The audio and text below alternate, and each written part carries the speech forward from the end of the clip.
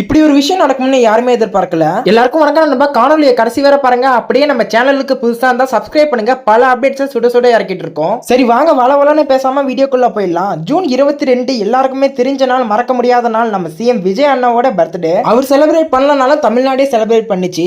இருந்தாலும் எல்லாருமே எதிர்பார்த்த விஷயம். இந்த விஷயத்தை ரெண்டு விதமா எதிர்பார்த்தாங்க. ஒன்னு நம்ம விஜய் அண்ணாவை பிடிச்சவங்க, இன்னொன்னு அப்கோர்ஸ் பிடிக்காதவங்க. அதாவது ஏதாவது ஒரு விஷயம் நடக்கணும், அதை பத்தி தப்பா பேசணும் அப்படின்னு காத்திருக்கவங்க. பிடிச்சவங்க இந்த விஷயம் நடந்துடக்கூடாதுன்னு ப்ரே பண்ணுவாங்க. சரி, அது எந்த விஷயம்னு கேட்டீங்கன்னா அது உங்களுக்கே தெரியும். விஜய் த்ரிஷா ப்ராப்ளம் தான். பட் அன்னைக்கு ஒரு குட் நியூஸா அப்படி ஒரு விஷயம் நடக்கல. எல்லாருமே ஹாப்பி. அடுத்த நாள் நம்ம சிஎம் அண்ணன் வெளுத்து வாங்கியிருந்தாரு. இத்தனை நாளா சட்டசபையில பேசினவங்களுக்கு 5 மினிட்ஸ்ல ரிவெஞ்ச் கொடுத்து அனுப்பிட்டாரு. அதனால எல்லாருமே ரொம்ப ரொம்ப ஹாப்பியா இருந்தாங்க. எல்லாருக்கும் டபுள் ட்ரீட் வச்ச மாதிரி இருந்துச்சு. அன்னைக்கு ஈவினிங் வரைக்கும் அதான் ட்ரெண்ட். பட் என்னடா குட் நியூஸா நடந்துட்டு இருக்கே அப்படின்னு ரியலைஸ் பண்றதுக்குள்ள ஒரு பேட் நியூஸ் நடந்துடுச்சு. ஒரு 7 மணி இருக்கும். த்ரிஷா அவர்கள் இன்ஸ்டா ஐடில இருந்து ஒரு போஸ்ட். ஷாக்கிங். எல்லாருக்குமே ரொம்ப ரொம்ப ஷாக்கிங். அது என்னன்னு நான் சொல்ல வேணாம், உங்களுக்கே தெரிஞ்சிருக்கும். Vijay Trisha cake celebration. அதுக்கு முதல் நாள் நைட் நம்மளே வீடியோ போட்டிருந்தோம். ஒருவேளை த்ரிஷா அவர்கள் நம்மளால விஜய் ஃபேமிலிக்குள்ள ப்ராப்ளம் வருதுன்னு விலகி போறாங்களோ அப்படின்றாரு. ஆனா அதுக்கு மறுநாளே இப்படி ஒரு விஷயம். ஒரு பக்கம் இந்த இமேஜை பார்த்துட்டு சில பேர் ஏஐன்னு சொன்னாங்க. நான் நேத்து கூட ஒரு வீடியோ போட்டேன். 90% இது உண்மைதான், 10% எனக்கே டவுட்டா இருக்கு அப்படின்ற மாதிரி. ஆனா இப்ப சொல்றேன், இது 100% உண்மைதான். நம்பிதான் ஆகணும், வேற வழி இல்ல. ஒரு பக்கம் இவங்க ஃப்ரெண்ட்ஸ்னு ரீல்ஸ் எல்லாம் போட்டுட்டு இருக்காங்க, ஃப்ரெண்ட்ஷிப் சாங்க போட்டுட்டு. இன்னொரு பக்கம் அண்ணன் தங்கச்சின்னு ரீல்ஸ் போட்டுட்டு இருக்காங்க. இதெல்லாம் தாண்டி 50% பேர் என்ன சொல்லுவாங்க அப்படின்றது உங்களுக்கே தெரியும்.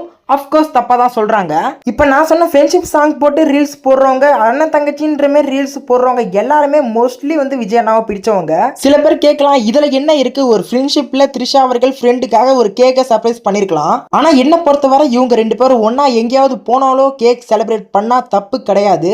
பட் இந்த சிச்சுவேஷன்ல கண்டிப்பா இப்படிப்பட்ட விஷயத்தை தவிர்த்திருக்கலாம். ஏன்னா இப்ப அவரோட ஒய்ஃப் சங்கீதா அவர்கள் டைவர்ஸ் அப்ளை பண்ணிருக்காங்க. இப்ப இந்த இமேஜை பார்க்கக்குள்ள நமக்கே இப்படி இருக்குன்னா அப்ப அவங்களுக்கு எப்படி இருக்கணும் நம்மளே ஒரு நிமிஷம் யோசிச்சு பார்த்தா புரியும். இதே விஜய் அண்ணாவுக்கு பதிலா சங்கீதா அவர்கள் அவங்க பிறந்த நாளுக்கு வேற யார் கூடயாவது போஸ்ட் போட்டிருந்தா நம்ம எல்லாரும் சும்மா விட்டுருப்போமா? கண்டிப்பா சோசியல் மீடியால அவங்கள பத்தி தப்பா தான் எல்லாரும் பேசிக்கிட்டு இருப்பாங்க. இப்ப வரைக்குமே ஒன்னு செலிப்ரேஷன் பண்ணுதான் பண்ணாங்க, ஒரு போஸ்ட் ஆச்சு போடவே இருந்திருக்கலாம்ல.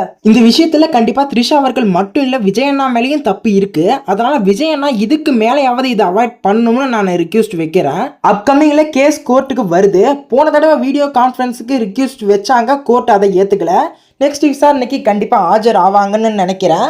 வெயிட் பண்ணி பார்ப்போம். எல்லாம் நல்லதே நடக்கும். இருவரும் ஒன்று சேருவாங்க அப்படின்ற மாதிரி எனக்கு ஒரு நம்பிக்கை இருக்குது. இப்போ வரைக்குமே வெயிட் பண்ணி தான் பார்க்கணும். கமெண்ட்ல கோபேக் த்ரிஷா கம்பேக் சங்கீதா அப்படின்ற மாதிரி கமெண்ட் பண்ணுங்க. சரி, காணொலியை கடைசி வரை பார்த்ததுக்கு ரொம்ப ரொம்ப நன்றி. கண்டிப்பா வீடியோ பிடிச்சிருக்கும்னு நினைக்கிறேன். பிடிச்சா லைக் பண்ணுங்க, ஷேர் பண்ணுங்க.